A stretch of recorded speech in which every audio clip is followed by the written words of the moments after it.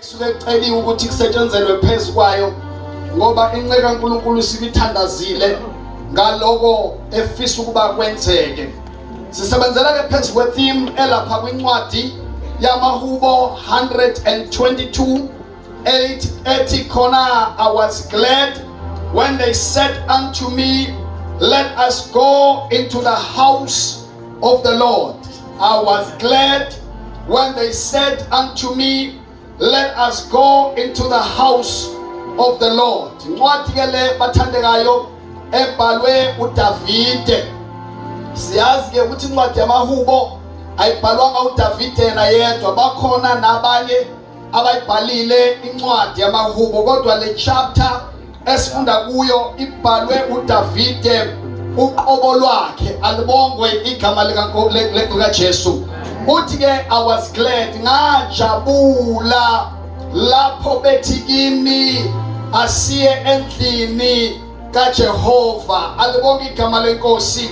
Lokuqala nje emuva inhliziyo yami ukuthokoza kukaDavide esamenywa emenyelwa ukuya endlini kaJehova. Angazi noma kukhona abazalwane. Siningi izindawo abantu esithi uma sibamema bajabule ukuya kuzona ngoba bayazi ukuthi kunezinto ezithize ekhala kahle abazofike bayithole kulezo ndawo abamenywe kuzo. Alibongwe igama likaJesu.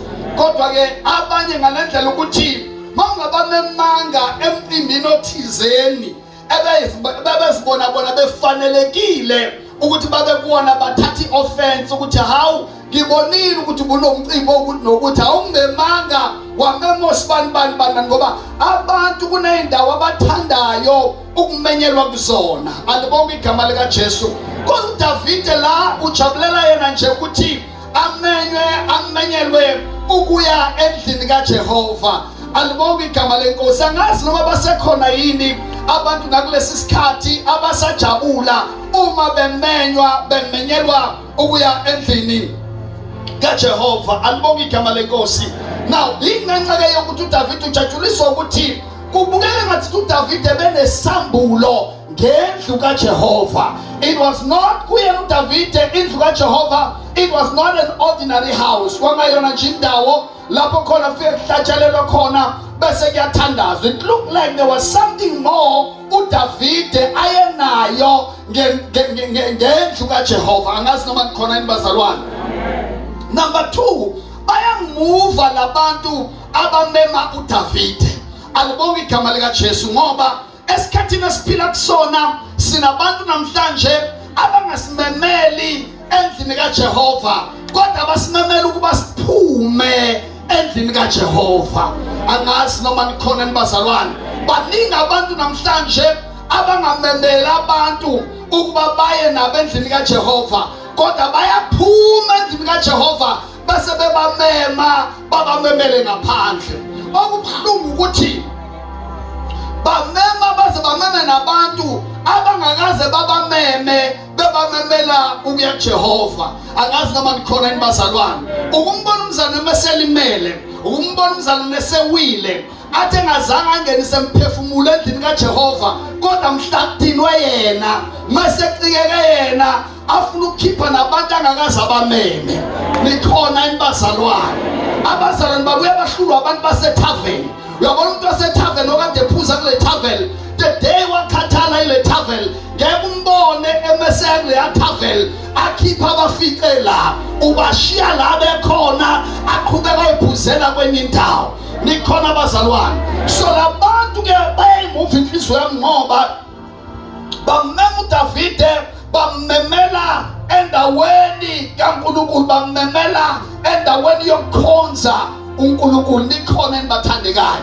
Now asikhumbule ke bazalwane ukuthi for uDavide ukuzathokoze, it is because there is a revelation anayo ngani ngokumkhonza noma ngokuba sendlini kaNkulunkulu. Mawuzifunda incwadi eziningi zikaDavide, you will realize ukuthi inhliziyo yakhe was 100% sold out for God and also sold out for indlu kaNkulunkulu. Nikhona nibathandekayo ngoba kuyenzeka sabazalwane sibe in a position of claiming to love God, yet we hate the house of God.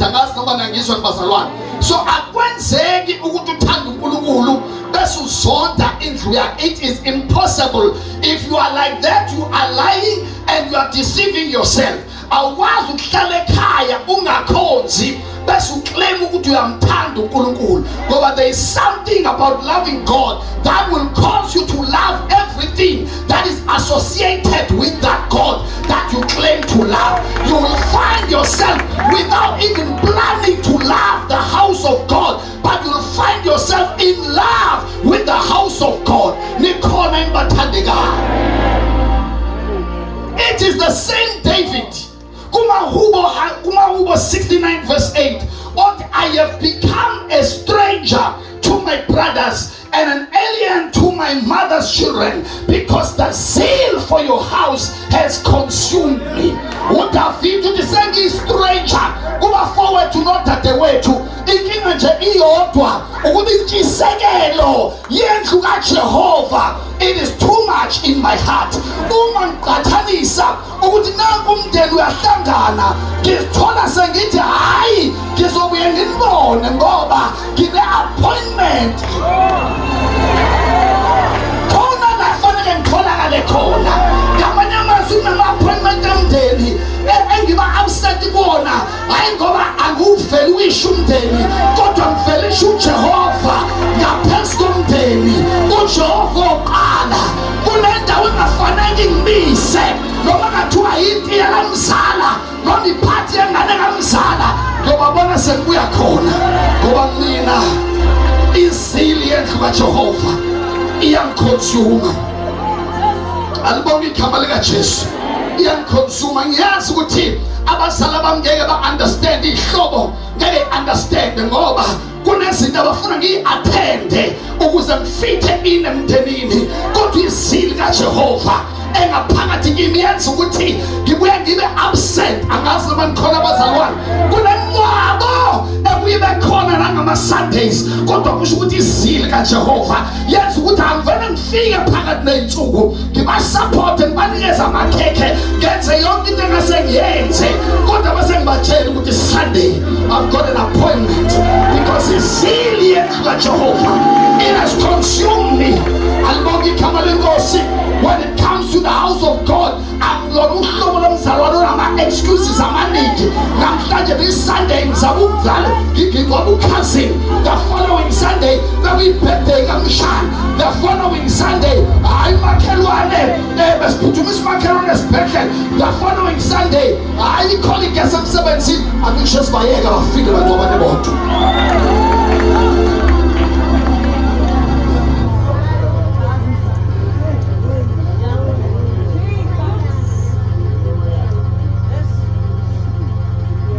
Apha abantu abazokhonziswa kwamaSulumane abazi ukuthi noma 2 nama-million nama-1,000 kodwa ne-appointment ngo-12 o'clock uNkulunkulu wabo, because banezil to be in the house of God. Siphila esikhathini lapho khona izil yokuba in the presence of God ilahlekile. Sasiza nje enkonzweni ngoba isikhathi siyavuma. When we have other appointments, so we are small. There is another Sunday, by the way, so we are small. Kodwa no, uthi David sengiyi-stranger ehlobeni ngenxa yezil. Angisanambitheki, athi uJesu ngizophonsa umlilo emhlabeni. Lo mlilo wenza ukuthi kube khona ukuhlukana sometimes emndenini. Must never think every time umndeni wakho uyovumelana nawe umunezil for umsebenzi kaNkulunkulu. Ufike la ukuthi ngathi kunesidingo sokuthi ake nginikele ama-thousands ukuthi wenze umsebenzi kaNkulunkulu yaphambili, angeke bakushayele izandla. You become a stranger. Nikhona abazalwane, it is the same David. Uma ngabe ulifunda kahle iBhayibheli lakho, owavele wayisukela nje esikhaleni wathi uNkulunkulu usenginikezile iphalesi engihlala kuyo, kodwa enhlizweni yami akwanele uJehova esakhonzelwe etendeni. Wathi uDavide ngizomakhela uJehova indlu. Alibonge igama likaJesu. wathi ngizomakhela akacelanga yena kodwa ngizomakhela ngoba mawumthanda uNkulunkulu kunezinto ongazutshelwe zona in the house of God, kunezinto engamane zilokhu ziplejelwa in the house of God. Ovela ubona isidingo nje usukume ngenxa yezilo nayo for the house of God, kodwa yini engayenza to add value in the house of the Lord. David wayisumela yena wathi hayi ngiyamakhela mina manje kuJehova indlu. uNkulunkulu wathi maye David wathi hayi angivumi David ngoba izandla zakho zigcwele igazi, izandla zakho David zigcwele igazi, so ngcono lento efisayo uyinikeze kube into yendodana yakho, kube yona ezongakhela. Ngimangaliswa uDavid engashintshi attitude yakhe towards God. Ngimuzwa uDavid uma esekhuluma kwincwadi yezeKronike chapter 29 uthi I provided all my resources for the building of the temple of the Lord. Uthi ngizoprovide noma sekuthiwa ngiqualify kodwa I will still be number one supporter because of the zeal of the house of the Lord. Angazi noma ngikhona bazalwane, still he was there to fund the work of God. Why? Because inhliziyo yakhe yayinezilo, wayethanda nje indlu kaJehova. Ingakho ethi ngathokoza lapho bethi kimi asiye endlini kaJehova. So the provision you can actually see, because when you love the house of God, you will definitely give in the house of God. It's impossible to love God and be stingy to what is work. No, amen. Over 27 verse number 4. uDavid futhi ukhuluma lamazwi uthi one thing I have desired of the Lord, uthi that I will seek thee, and that I may dwell in the house of the Lord all the days of my life. And it says to behold the beauty of the Lord and to inquire in his temple, his temple. One thing I desire. Angazi namhlanje ukuthi njokuqala unyaka yini esidesire. Ukuthi uDavid ngiyabona udesire imoto, ngiyabona udesire umuzi omusha, ngiyabona udesire promotion, but there is something bigger than that. There is something bigger than that I desire. Amakholwa namhlanje azothi ngihlezi la angisuka ngizunyakaziswa izinto, ngizunyakaziswa ukuthi emsebenzini angithola promotion.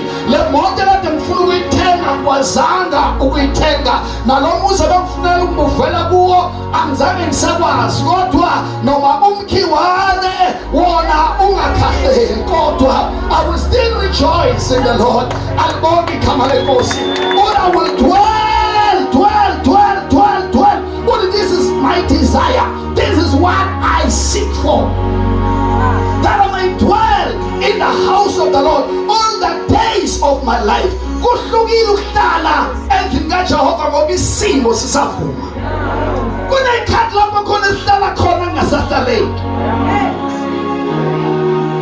Kunesikhathi la uhlala khona kungasahlaleki. Kodwa ngenxa yesinqumo, ngoba mawufuna ukukholwa kahle musa nje ubomzalwane olandelayo. It's important you must come to a place where you have vows with God. Ohamba unenqumo noNkulunkulu.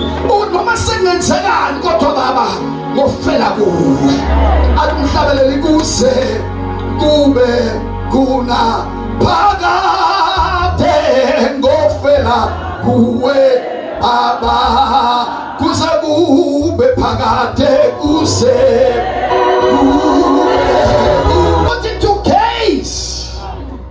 kusho ukubheka, kusho ukuqolozela. Alibonge igama lenkosi, ubuhle bukaNkulunkulu. Uthi nyamangidwelile nje ngabona ubuhle bukaNkulunkulu. Osikhathi ukuthi mawusendlini kaNkulunkulu ubonani futhi uzeleni, ngoba mawuzela ukuzobona ubuhle bukaNkulunkulu kuzohlaleka. Kodwa mawuzobona abawayo nabakhohlisayo nabazenzisi nabafuna ukugama nabafuna ukunconywa nabafuna ukubonwa nabajola nobani, lalela uzophuma ekuseni endlini kaJehova, ngoba abahlezi hayi ngoba zingekho into ezibakhubayo, kodwa ke ngokuthi babhekephi.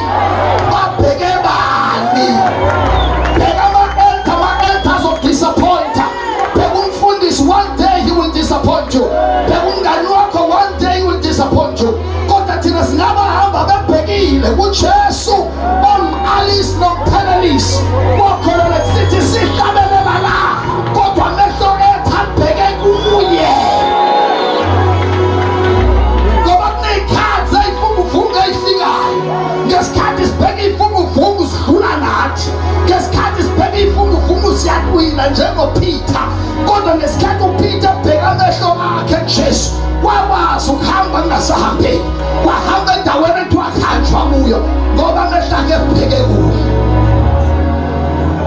Bhekebani unyaka ka-2023.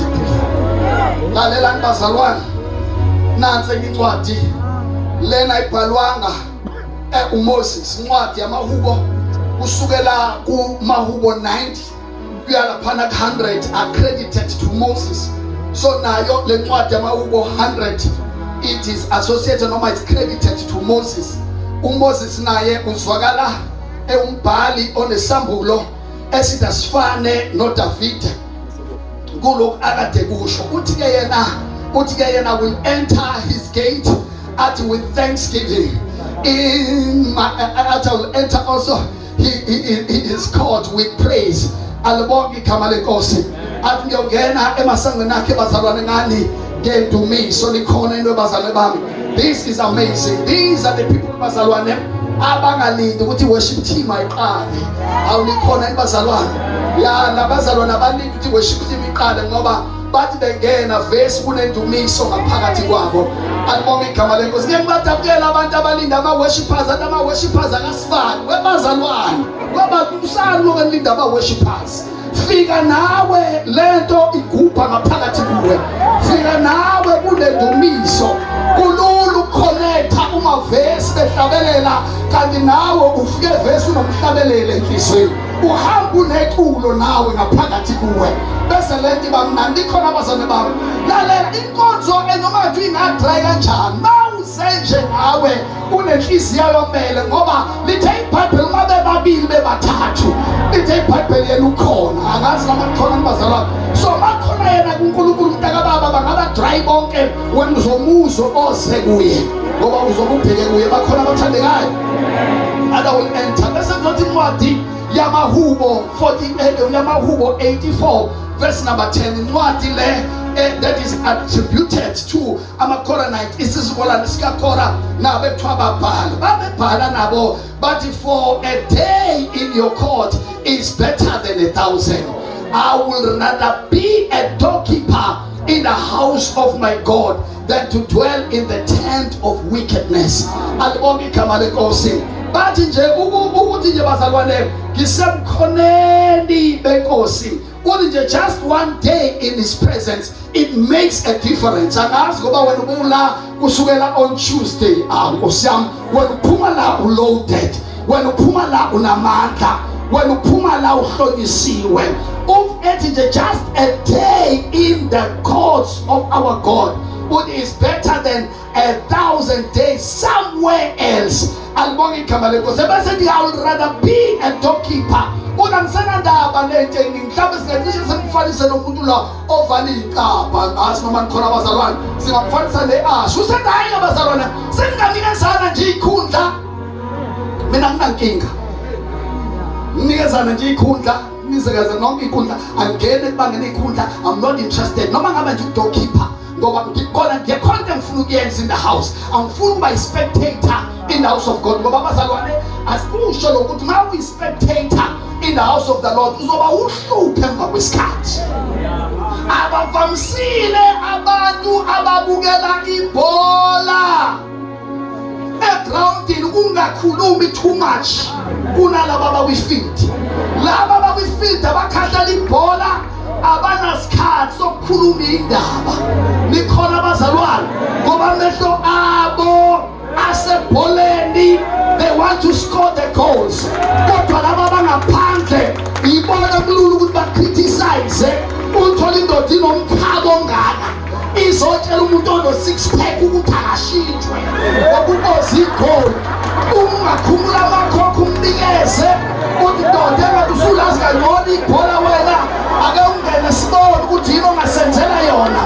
Ungaphela imeshi ulimule ngaphandle ehluleka ukugijima ehluleka nokuyithahlela ngoba kulula ukukhuluma kunokwenza. I have realized abantu abakhuluma kakhulu in the house of God yilaba abangenzi imens.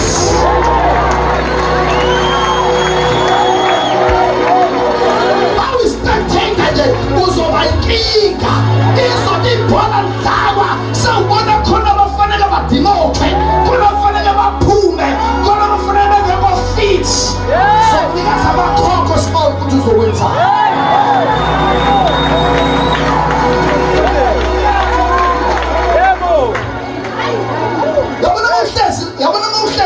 la uhlezi khona kulula ukubona wonke amaphutha kamfundisi.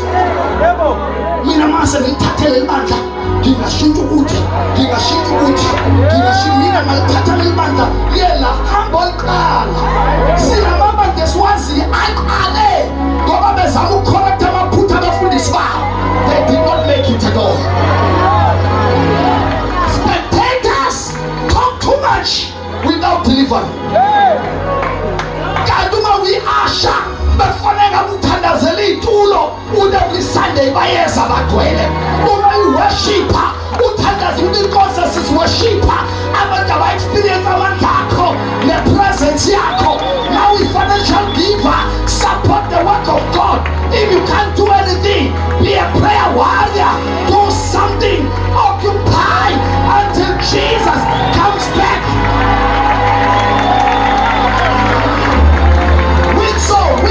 Win soul.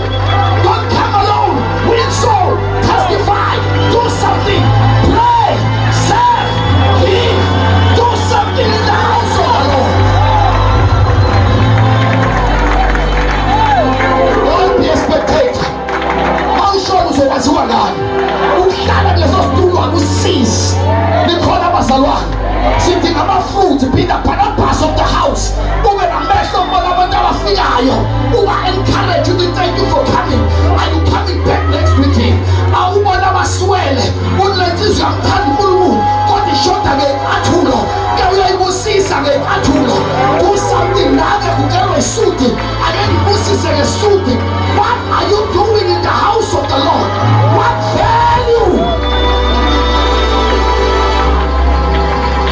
What value are you adding? What value? That's why you wanna join you. Ngoba ayiki the connector naleli.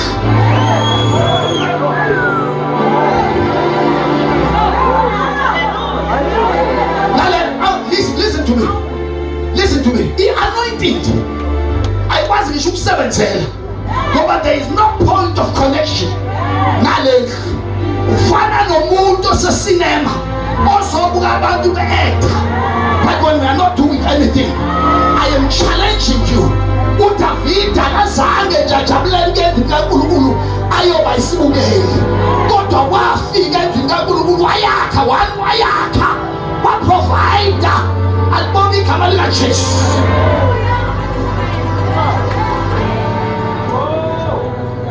Ayanisho lokhu.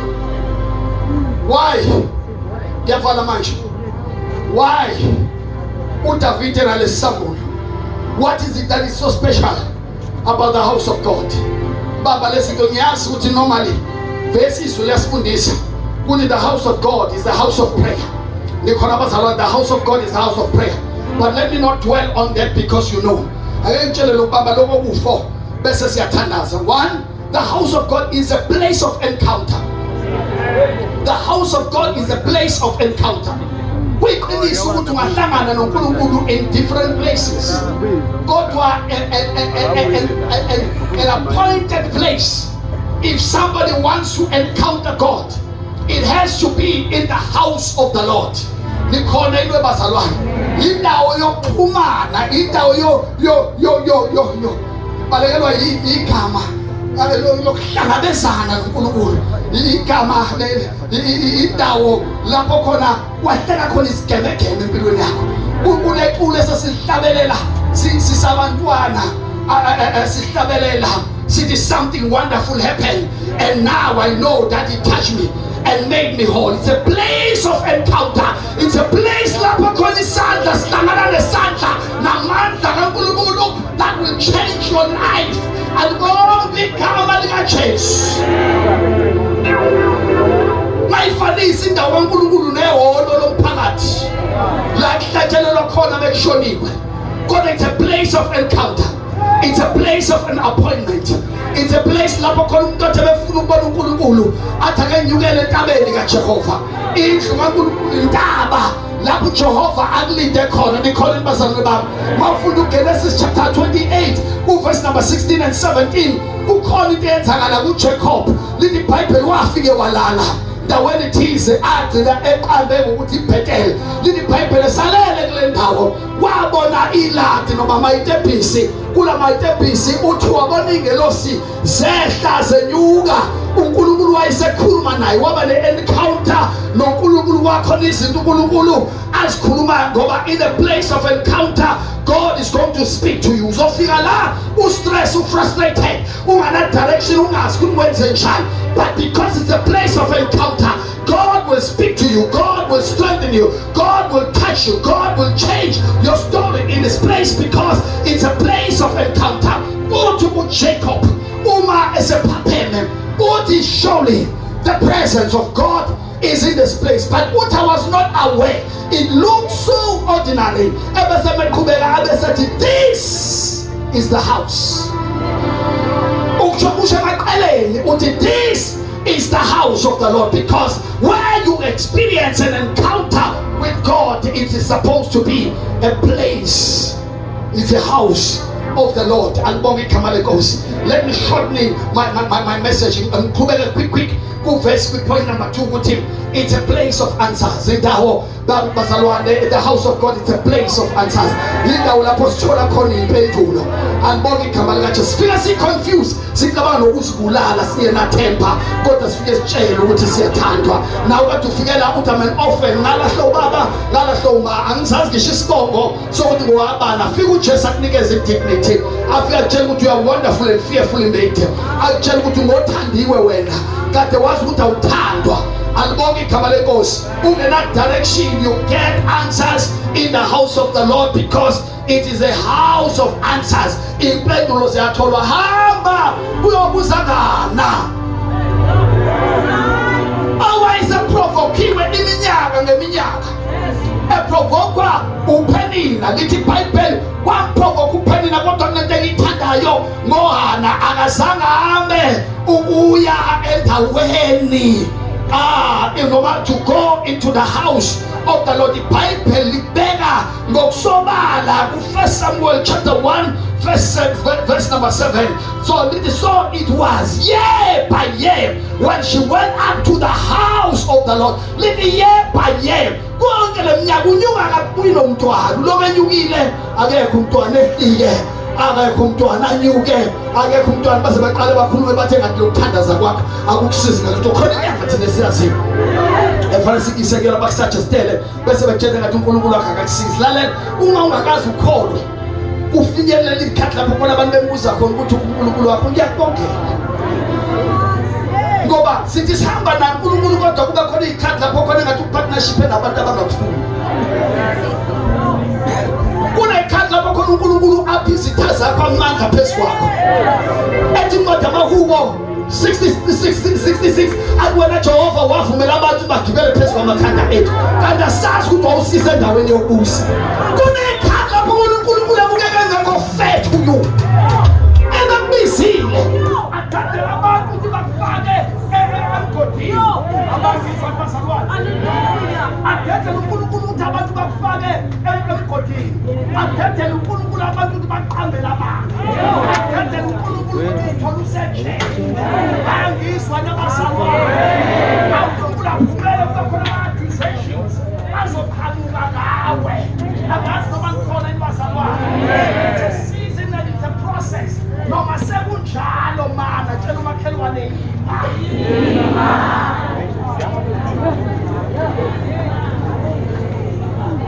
Abanye sobani. Amen. Yabizwa bazalwane. Kuna ikhathi lapho khona abantu abathanda khona ukuthandaza noma badumisa uNkulunkulu ngoba beshawela abantu izandla. Ikhona abazalwane. Lalela wose enkonzweni ngisho usuze yeza. Ngisho sebebukela phansi kanje umistindi like a soldier in the army. Likhona into abazalwane ngoba ukholwa uNkulunkulu akona ukudla amakelati. Yes. Ukukholwa nokama noNkulunkulu akona ukuthi upopcorn njengasemuvini.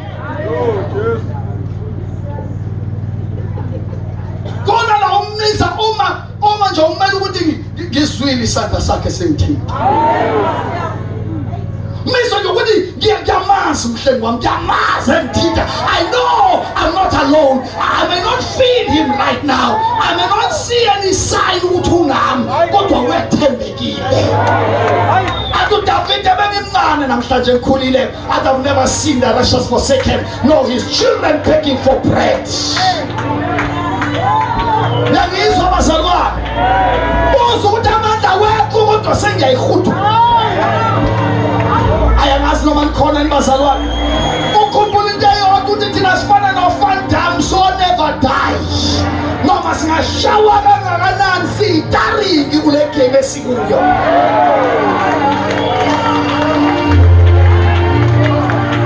Angaze ngibone movie liqala ngokuwina istaringi. Istaringi isona esishawa yoqala.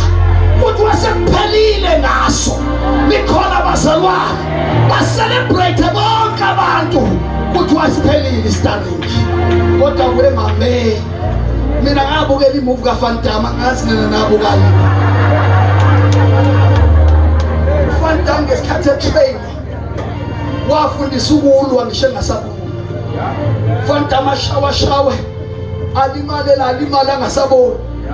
Kodwa khumbula uVan Damme ukuthi ngafundisa ukuthi ngikwazi ukusenza izinto yilo noma ngingasaboni, noma amehlo evalekile, kodwa ngiyakwazi ukuthi umeshaya. Oh hallelujah. Ubona uVan Damme efika engaboni. Ayangazi noma nikhona abazalwane, afike amehlo ekhwela igazi engaboni. Akhumbula ukuthi kunama-spin kick engafundiswa wona. I'm going to fly and turn around and kick a special kick that will take the enemy down. All Van Damme,